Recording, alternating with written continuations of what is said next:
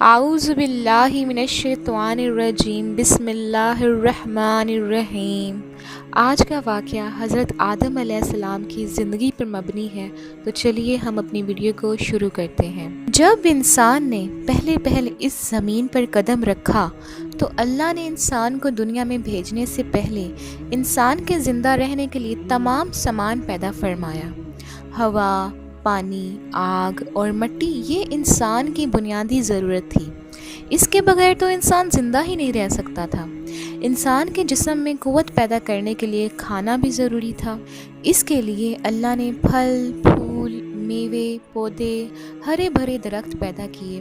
اس کے علاوہ سر اٹھائے بلند و بالا پہاڑ، رواں دواں گنگناتے ہوئے چشمے، بل کھاتے دریا، بے گراں سمندر، چاند، سورج، ستارے، غرض کہ ہر وہ چیز جو انسان کے زندہ رہنے کے لیے ضروری تھی پیدا کی۔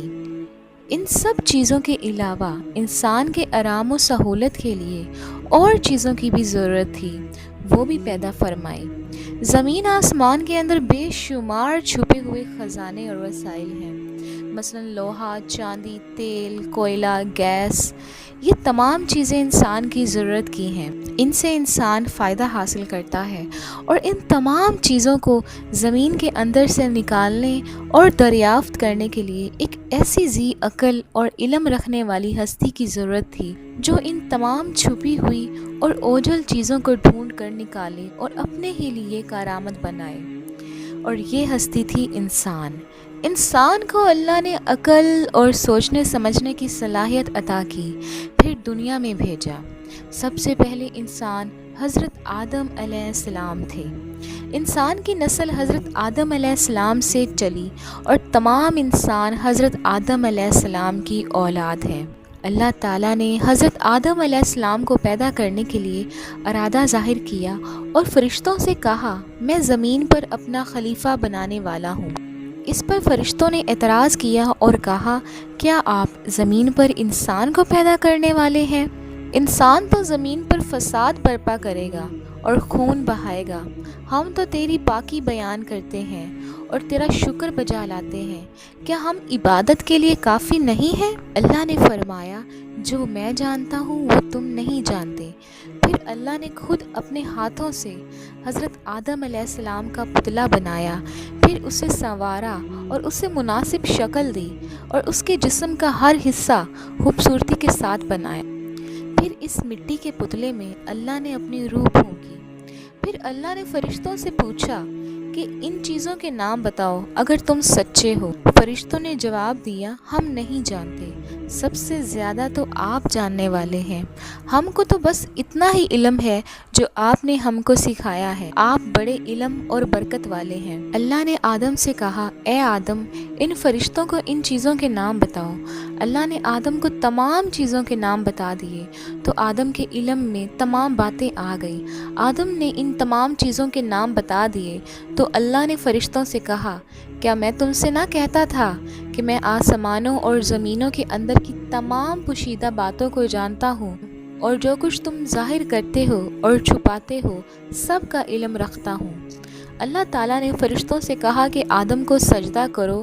تمام فرشتوں نے آدم کو سجدہ کیا، لیکن ابلیس نے سجدہ کرنے سے انکار کر دیا، وہ غرور کرنے والوں میں سے تھا۔ اللہ نے ابلیس سے پوچھا، تجھے کس چیز نے سجدہ کرنے سے روکا جبکہ میں نے تجھے حکم دیا تھا؟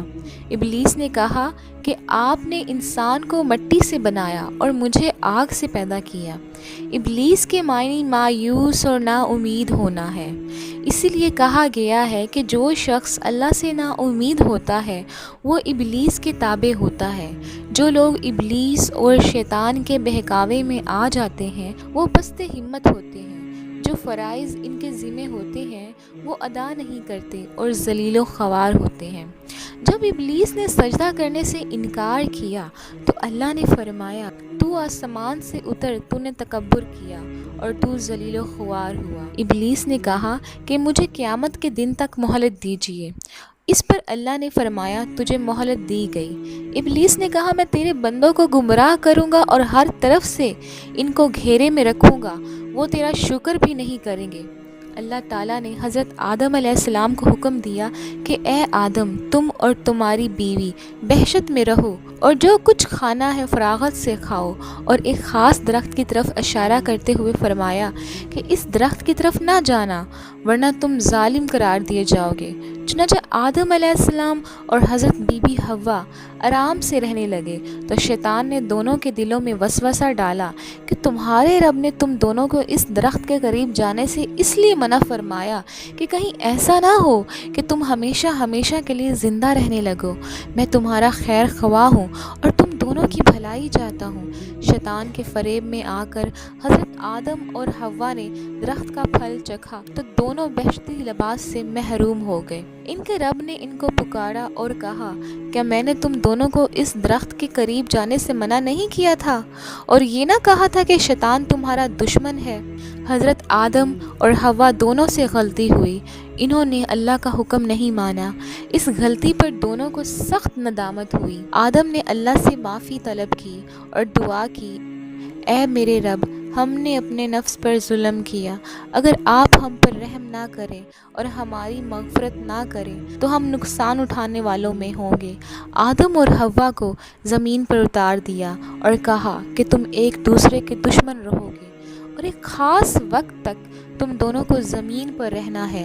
میری طرف سے کوئی ہدایت آئے تو جو شخص اس ہدایت کو مانے گا انہیں کسی بات کا اندیشہ نہ ہوگا، کوئی غم نہ ہوگا، اور جو میری نصیحت سے منہ موڑے گا اس کے لیے دنیا میں زندگی تنگ ہوگی اور قیامت کے روز اس کو اندھا اٹھایا جائے گا۔ جب حضرت آدم علیہ السلام آسمان سے اتر کر زمین پر آئے تو وہ فرشتوں کی پاکیزہ باتیں سننے سے محروم ہو گئے، اس لیے دل اداس رہنے لگا۔ آپ نے اللہ سے دعا کی اور عرض کیا کہ میں تو فرشتوں کی صحبت سے محروم ہو گیا ہوں۔ اس پر اللہ نے فرمایا، آپ مکہ معظمہ جائیں، وہاں میرا گھر تعمیر کریں، اس کا طواف کریں اور نماز پڑھیں۔ چنانچہ آپ علیہ السلام جبرائیل امین کے ساتھ مکہ معظمہ گئے، وہاں کعبہ کی بنیاد رکھی، نماز پڑھی اور طواف کیا۔ حضرت آدم علیہ السلام کے واقعہ سے ہمیں سبق ملتا ہے کہ جس کام کو اللہ نے کرنے سے منع فرمایا ہے وہ نہ کریں، جو کام کرنے کا حکم دیا ہے وہی کریں۔ یہی عبادت ہے۔ عبادت نیکی ہے اور نیکی عبادت ہے۔ اگر آپ کو میری یہ ویڈیو اچھی لگی ہو اور کچھ سیکھنے کو ملا ہو تو میرے چینل کو سبسکرائب کر دیجیے گا، ویڈیو کو لائک کر دیجیے گا تاکہ اس چینل کی اور بھی ویڈیوز آپ کے نوٹیفیکیشن میں ملتی رہیں۔ اللہ ہم سب کو اپنے حفظ و ایمان میں رکھے اور ہدایت کے راستے پر چلائے۔ خدا حافظ۔